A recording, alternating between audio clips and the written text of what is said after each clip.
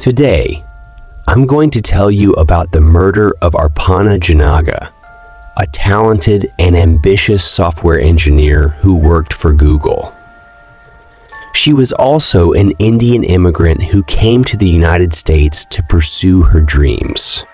But on October 31, 2008, her life was cut short by an unknown assailant who strangled, raped, and beat her to death with a liquor bottle in her apartment in Redmond, Washington.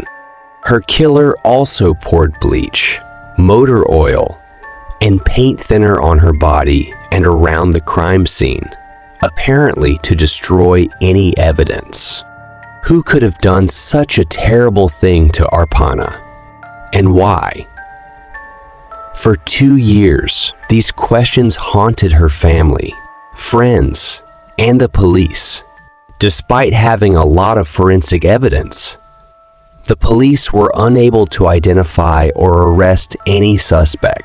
They released some clues to the public, hoping to generate leads or tips, but none of them led to a breakthrough. Some of these clues included a note left on the bed near Arpana's body that read, "I'm not stupid bitch jealous." The note was written on a paper bag from a nearby restaurant that Arpana and her roommate had ordered from earlier that day. The police believed that the note was written by the killer, but they could not match the handwriting or DNA to anyone. A voicemail that Arpana accidentally recorded on her friend's phone around 1:23 a.m. on the night of her murder. The voicemail captured some background noise and voices that sounded like Arpana and another woman talking to two men at a nightclub called The Thrill. The police enhanced the audio and tried to decipher what was being said, but they could not conclusively determine who the speakers were or what they were talking about. ATA, a composite sketch of what the killer might look like based on his genetic phenotype. In 2016, the police enlisted the help of a DNA testing company called Parabon Nanolabs to create an image of the suspect's appearance using his DNA sample. The image showed a man with olive skin, brown or black hair, brown or hazel eyes, and some freckles. But none of these clues helped to crack the case. The killer remained at large, and Arpana's family and friends continued to seek justice and closure. That is, until October 2010, when the police arrested a man named Emmanuel Fair as the prime suspect in Arpana's murder. Fair was a 28-year-old African-American man who lived in the same apartment complex as Arpana. He had attended the Halloween party and had interacted with Arpana briefly. The police claimed that they had found Fair's DNA on two key pieces of evidence: a piece of duct tape that was used to gag Arpana, and a red robe that was found in a dumpster near the complex. The robe was believed to be part of Arpana's costume, and it had her blood on it. Fair denied any involvement in Arpana's murder. He said that he had nothing to do with the duct tape or the robe, and that he had left the party early because he felt unwelcome. He also said that he barely knew Arpana and had no reason to harm her. Fair was charged with first-degree murder with sexual motivation and held without bail. He faced life in prison or death if convicted. But Fair's trial did not go smoothly. In fact, he had 2 trials that both ended in mistrials due to hung juries. The jurors could not agree on whether Fair was guilty or not, based on the evidence presented by the prosecution and the defense. The defense argued that Fair's DNA on the duct tape and the robe was not conclusive proof of his guilt, because there were other sources of DNA on those items that belonged to other people who attended the party or lived in the complex. The defense also pointed out that there was another male's DNA on a motor oil bottle that was found in the same bag as the robe, and that this person was never identified or investigated by the police. The defense also challenged the credibility and reliability of the DNA testing methods used by the police and the DNA testing company. They claimed that the police had mishandled and contaminated some of the evidence, and that the DNA testing company had used a controversial technique called probabilistic genotyping that could produce inaccurate or misleading results. The defense also suggested that there were other possible suspects in the case, such as Arpana's neighbor, who had a history of domestic violence and whose DNA was found on the motor oil bottle.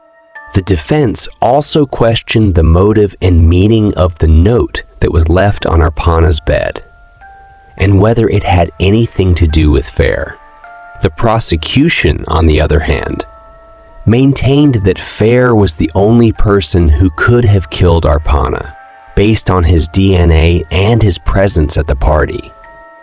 They argued that Fair had a sexual interest in Arpana, and that he became angry and jealous when he saw her with another man.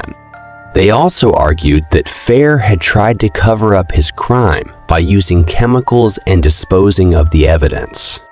The prosecution also defended the validity and accuracy of the DNA testing methods used by the police and the DNA testing company. They claimed that they had followed proper protocols and standards, and that the DNA testing company had used a widely accepted and scientifically sound technique called probabilistic genotyping that could produce reliable results. The prosecution also dismissed the other possible suspects in the case, such as Arpana's neighbor, who had an alibi and no connection to Fair. They also asserted that the note that was left on Arpana's bed was written by Fair, and that it showed his rage and resentment towards Arpana. But neither side could convince all of the jurors of their version of the truth.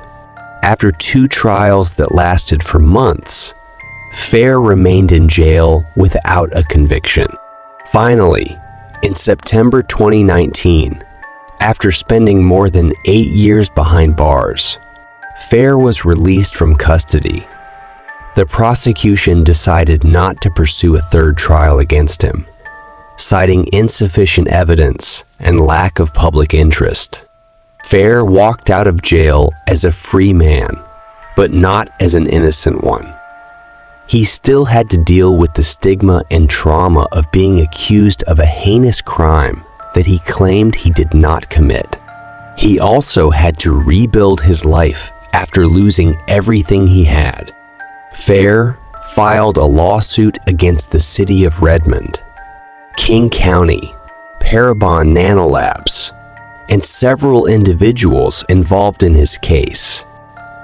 He accused them of violating his civil rights, malicious prosecution, false arrest, false imprisonment, negligence, defamation, and emotional distress.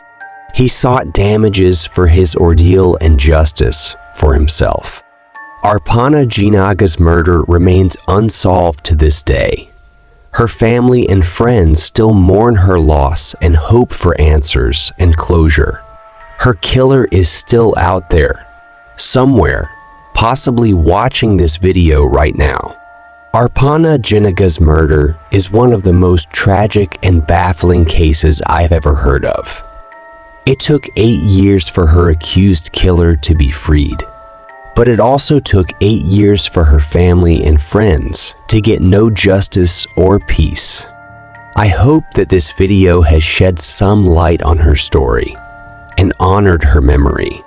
Thank you for watching this video. If you liked it, please give it a thumbs up and subscribe to my channel for more true crime content. And don't forget to comment below your thoughts on this case. Until next time, stay safe and stay curious.